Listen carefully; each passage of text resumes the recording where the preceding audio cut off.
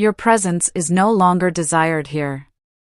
Please leave, you lazy individual.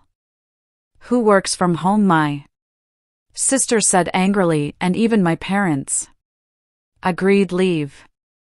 I'm tired of a family that doesn't appreciate me and my dog.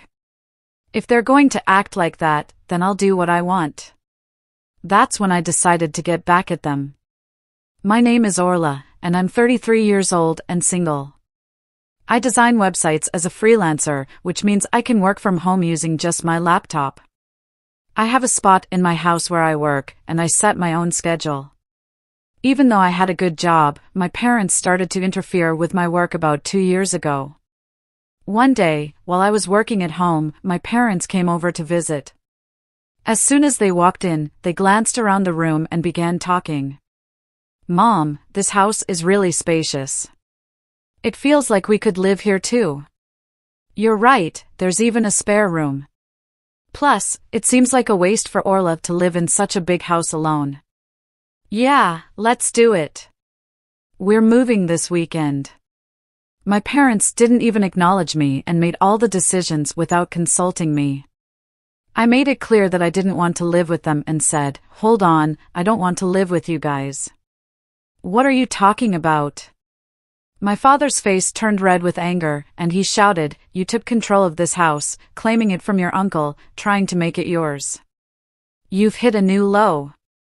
I simply had a conversation with Uncle, and he gave it to me. Don't try to justify yourself. In any case, our old house is crumbling. Your mother and I are moving in here this weekend. In reality, this house was a gift to me from my father's brother, my uncle, who always spoiled me. The ownership is still under my uncle's name, but he gave me permission to use it however I want. According to my father, our family home has deteriorated significantly, and it requires extensive renovations if we want to keep living there. My mother doesn't work, and my father's income isn't very high, so renovating the house isn't feasible for us. That's why they targeted the house I inherited from my uncle. I wasn't happy about it, but my parents had made up their minds to sell their own house and said they had nowhere else to go. I couldn't leave them stranded, so I reluctantly agreed to live with them.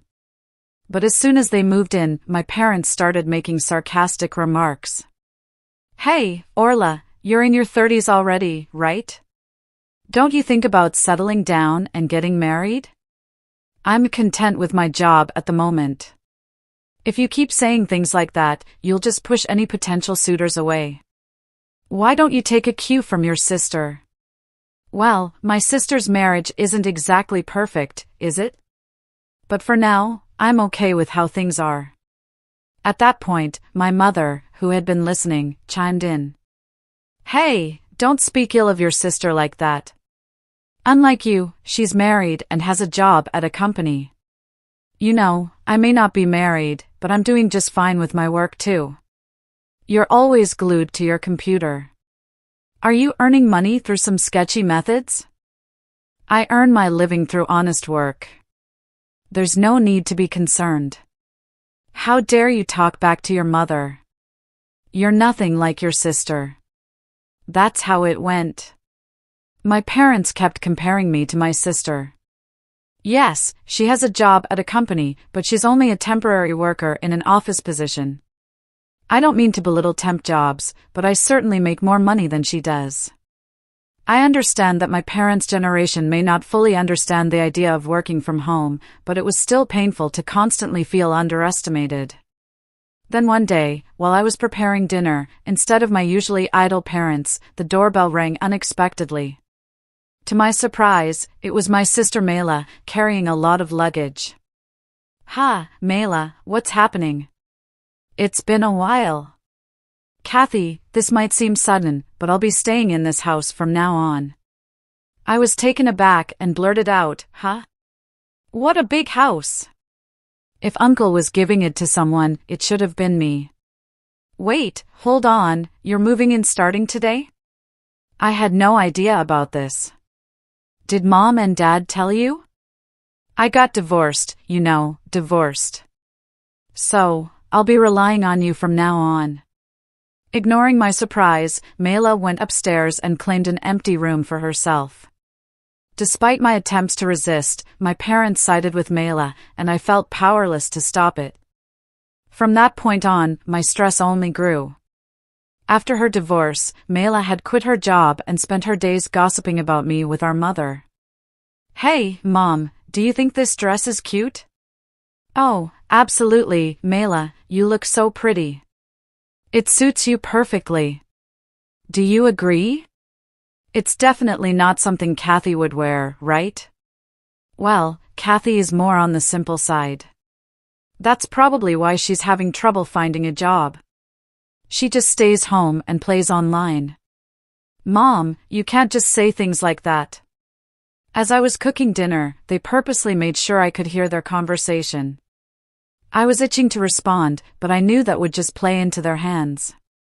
So, no matter what they said, I kept living without reacting. Then one day, a friend of mine had a litter of 4 puppies, and I decided to adopt one of them. I named him Max. He's a small black chihuahua with the most adorable round eyes. Whenever he looks at me, he wags his tail so hard it seems like it might fall off.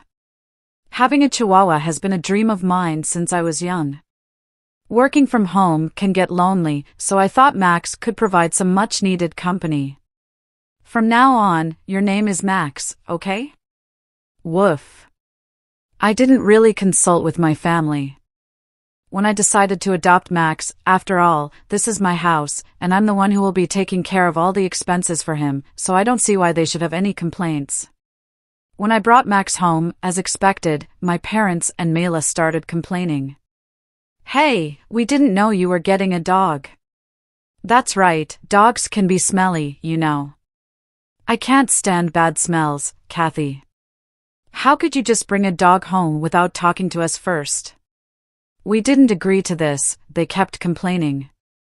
I firmly told them, firstly, I didn't just pick him up off the street. A friend gave him to me. Plus, I'm the one who's going to take care of all the expenses for Max, so there shouldn't be any problem. What I choose to have in my house is my business. If you have any complaints, you're welcome to leave. At first, they complained loudly, their faces red with anger, but within a few hours, they were completely won over by Max's cuteness and began showering him with affection. "Aren't you just adorable? Are you mommy's boy or daddy's? Or maybe sis, look this way, sweetheart."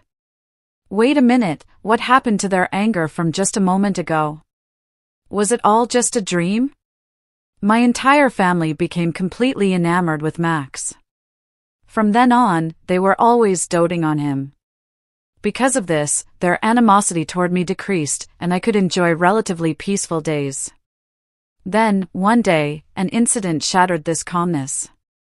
While I was out running an errand, I got a call from my sister Mela. "Hello, come back home immediately," she burst out. In response to my sister's sudden outburst, I asked what was wrong. She vented her frustration, yelling at me, "It's not what happened. Max made a mess on my clothes. What if they smell? I'll just wash them quickly, and they'll be fine. Besides, isn't it your fault for leaving your clothes on the floor?" "What? It's my fault? It's your lack of training, Max, that's to blame." "Enough. Max is still a puppy, you know. If you take him out for a walk, he won't make a mess at home. You said you were excited to walk Max today. Did you actually take him?" "Well, I was planning to take him later, and it's all because you didn't train him properly." "Then you should compensate me for the clothes," Mela demanded. As expected, when I arrived home, my sister was furious. Both my parents had been alerted, and they stood beside Mela glaring at me. Mela tossed the dirty clothes at me and started yelling again, "I'm going to make you pay for the cleaning, got it?" "Why should I?" "It's your fault for not taking him for a walk and leaving your clothes on the floor." "Shut up. Stop arguing back. This only happened because you brought this stupid dog home. What are you going to do about it?" Calling him a stupid dog, you were fond of him before, isn't it harsh to label him that just because he had a small accident? It's your fault for not training him properly. Take responsibility. Why can't my family think beyond their own convenience? While I was appalled by my selfish sister, my parents interjected, "Hey, Kathy, shouldn't you at least apologize to Mela first?" That's correct. All of this chaos is because of that Max you brought home. Can both of you just stop already? Puppies are like babies. Can't you forgive them for making mistakes once in a while? Pathetic. This mess is all because of this dumb dog, Kathy. You made the right choice by not getting married if you were a mother. I doubt you'd raise a decent child. What? How could you say that? If you took him for walks properly and kept the house tidy, none of this would have happened. Finally, my sister raised her eyebrow and pointed at me, saying, "I've had enough. I don't want you or this stupid dog here. Get out of this house." What? Didn't you hear what I said? I said leave. We don't want a freeloader who works from home here. A freeloader who works from home? How can someone who's currently unemployed say such a thing? And who do they think is covering the household expenses? It's me. As I stood stunned by my sister's absurd remark, even my parents joined in. That's right, Orla. Leave this house. Your presence only brings us bad luck. You're a jinx, they insisted. All three of them kept insisting that I leave. In that moment, my anger boiled over. That's enough. I've had it. If this is how it's going to be, just wait and see. Fueled by a desire for revenge, I packed my belongings and left the house with Max. My sister's words only added to the tension. This is all because of you. If you had just done what I said, none of this would have happened. They still didn't grasp the severity of their situation, even though consequences awaited them. But I didn't care. Let them deal with it on their own. Hiding my smirk, I left the house with Max.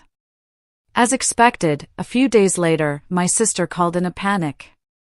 "Kathy, please help. Something's wrong with the house." What's going on with the house all of a sudden? We were given until the end of this month to leave. So what's the issue? What do you mean, what's the issue? Why are we being told to leave? Well, I've made the decision to sell the house, I said. At my words, Mela seemed to freeze, her voice trembling. She barely managed to speak. What? What does that mean? You decided to sell it? You don't have the authority.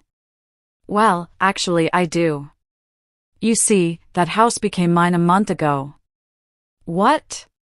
Yes, I officially inherited the house from my uncle, and yes, the title is in my name. It's no wonder Mela was shocked. I hadn't mentioned this to anyone. You're joking, right? Even if Uncle transferred the title to you, you can't just sell it like that. I was concerned too, but right after you told me to leave, I spoke with Uncle. He confirmed that the house is now yours, Orla. He said, do whatever you want. You should get away from that awful family as soon as you can. What? That can't be.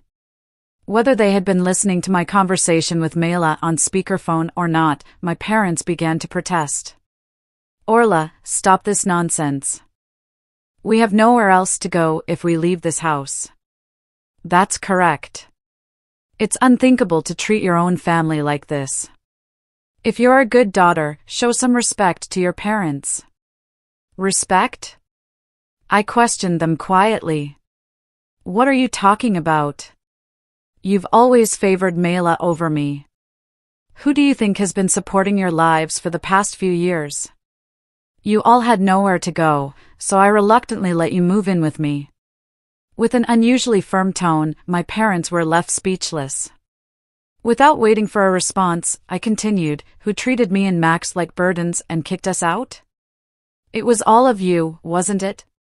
Trying to find happiness by forcing out the original resident is shameless. You people belong in hell. At my outburst, my father pleaded, "Please help us, we're sorry." "I don't care. Figure it out on your own, you fools," I replied, hanging up the phone with a loud click.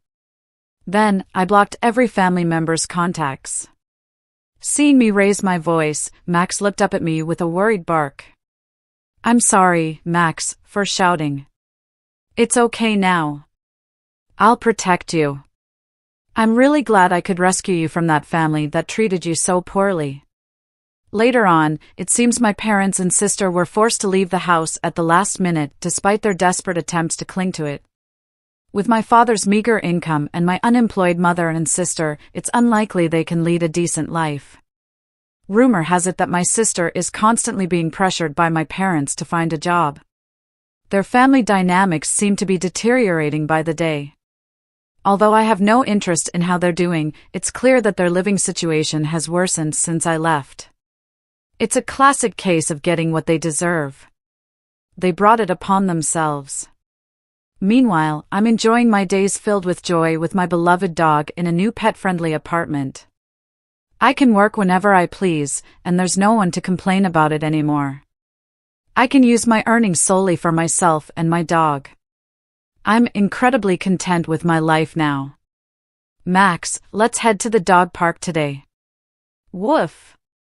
Max seems more lively. Maybe it's because that noisy family is gone. From now on, I want to protect Max for the rest of our lives and lead a peaceful existence.